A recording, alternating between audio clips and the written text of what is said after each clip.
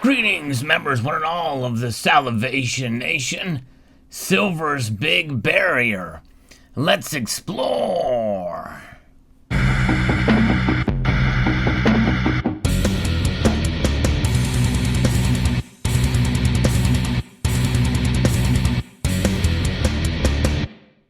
Looking through the charts for silver's price over the last, 21 years, it's quite an eye-opening experience to kind of look and see what silver has done for quite some time. We talk about the silver doldrums, where the price kind of just languishes for a while, and many of us are kind of in that mode again. Silver can't just break through.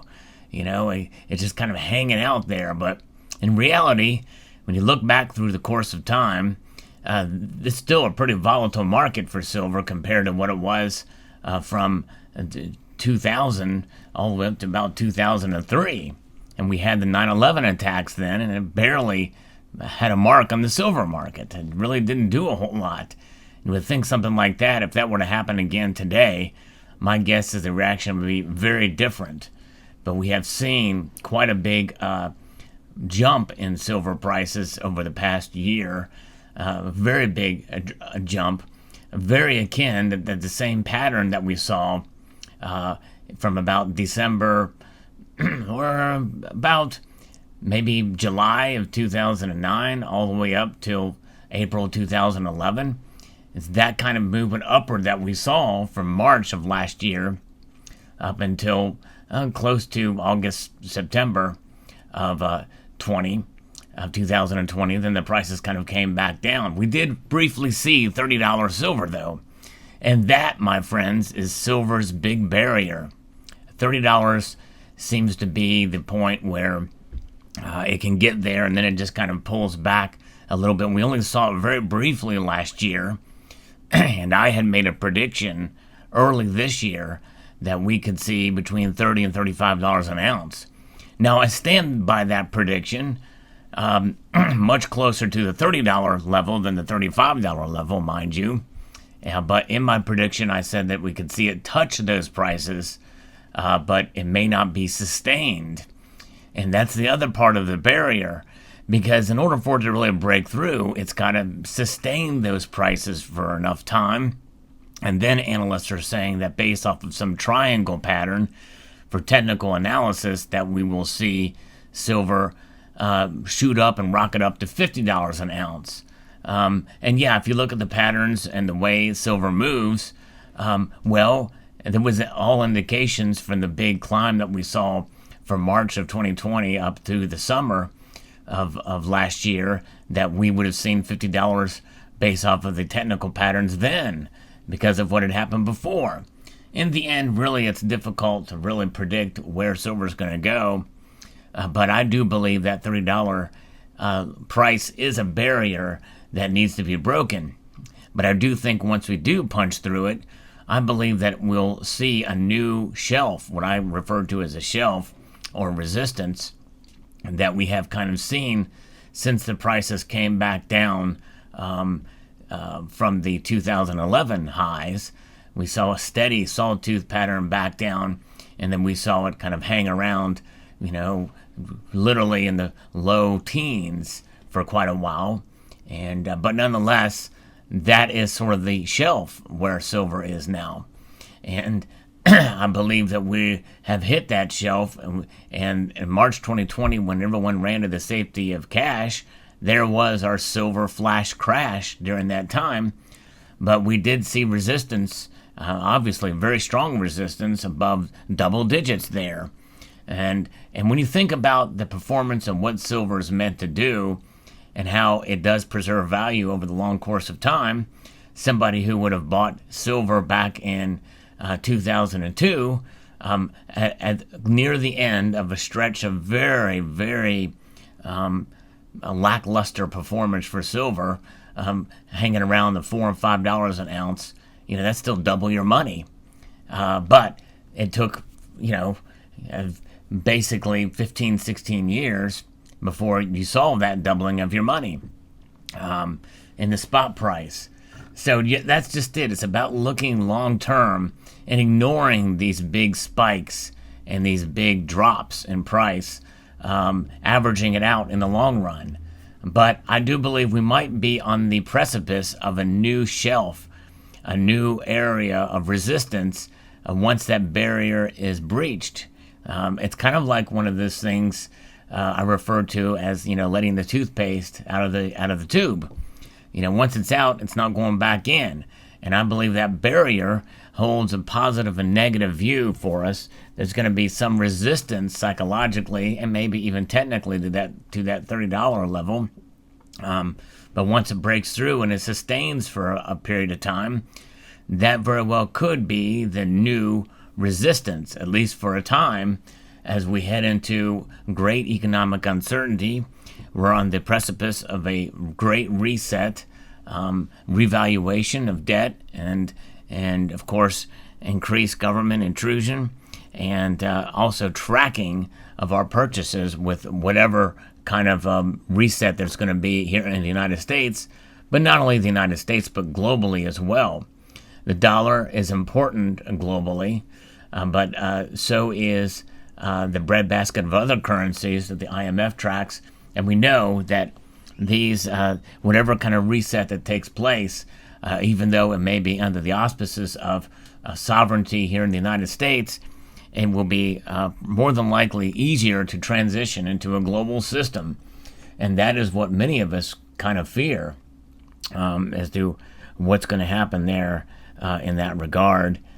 Being tracked purchases on the blockchain, utilizing a digital Fed coin of some sort. There's all kinds of scenarios and situations that could arise from this. And so one really doesn't know exactly what form it's going to take in the end, but we know it's going to be digital, and we know more than likely it's going to be probably attributed to some sort of blockchain or ledger-based system that can be tracked and more likely will be tracked. But that is going to only bode well, I think, for non-traceable assets of all kinds. In fact, there is talk about how cryptocurrencies, are being utilized, and obviously those are traceable, but some versions are not, and so they may start to gain ground and with some folks. But there's also situations where people will run to alternative currencies and alternative assets that are physical in form, hard assets we call them. And obviously silver is the easiest and least expensive to acquire now. And we've seen a movement in the silver squeeze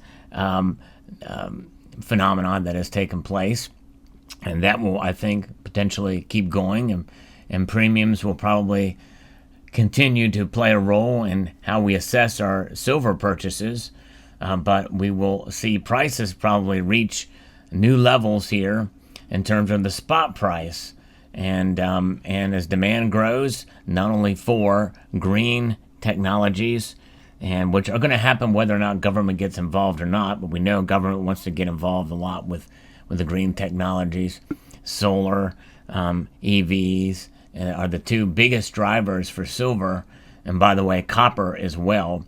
Huge demand for copper in those areas, and construction and the like, especially for copper, but other areas, electronics in general, chips and are being utilized and everywhere these days. And everything is electronic. Everything is somehow connected to the Internet of Things, and all that requires the technology and the versatility that silver provides. That's going to bode well for supporting that new resistance and breaking through that barrier, making it harder to get the toothpaste back in the tube once we reach new levels of demand for the silver in general. And so I am overall bullish. And of course, you've heard me repeatedly say in my videos how I'm standing by my original video where I made the predictions. And I do that. I've been doing it for the past couple of years. I may continue to do it, standing by them. And if I'm wrong, hey, it's okay. It's no skin off my back. I have no skin in this fight. so to speak, because I believe silver sells itself. But it is fun to kind of guess, and that's how I look at it.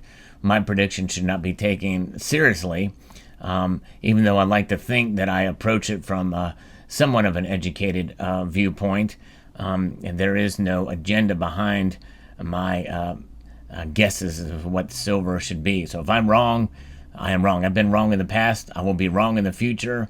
And so any advice or any financial decision should not be based off of me having fun with guessing the price of anything.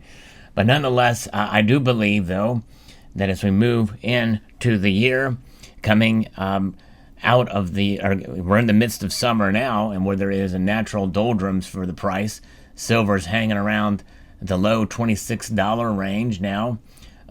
But I believe there's one more step to get to that barrier of $30, and that number is $28. We get to $28 silver, I think that will keep the eye on the prize of $30, and if we can sustain that for a long enough time, then I believe we have a greater chance of hitting that $30 level, reaching that next step. And that's how I look at it. It's a matter of steps.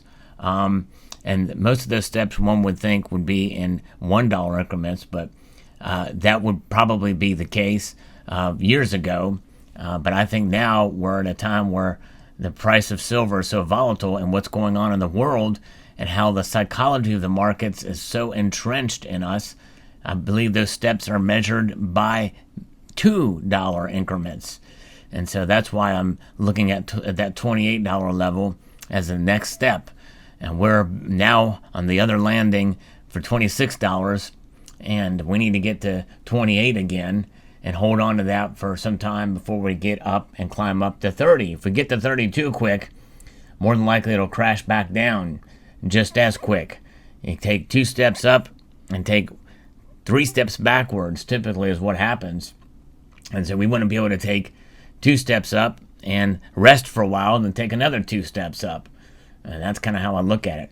Then we will see silver get its due course into $28 land and $30 land. So there you have it. Let me know what your thoughts are on the price of silver and its barrier. Do you see other barriers that could come in play?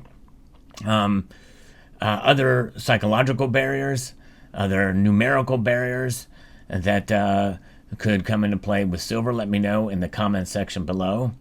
I would like to extend a multitude of gratitude to you all for taking the time to watch this video. And after all of this, I want to encourage you to please rate, hit that little notification bell so that you can be apprised of the latest video that makes its way through. Share this video with all of your friends and family and strangers in strange lands. And if you haven't done so already, yes, I am going to ask that you subscribe. Take care.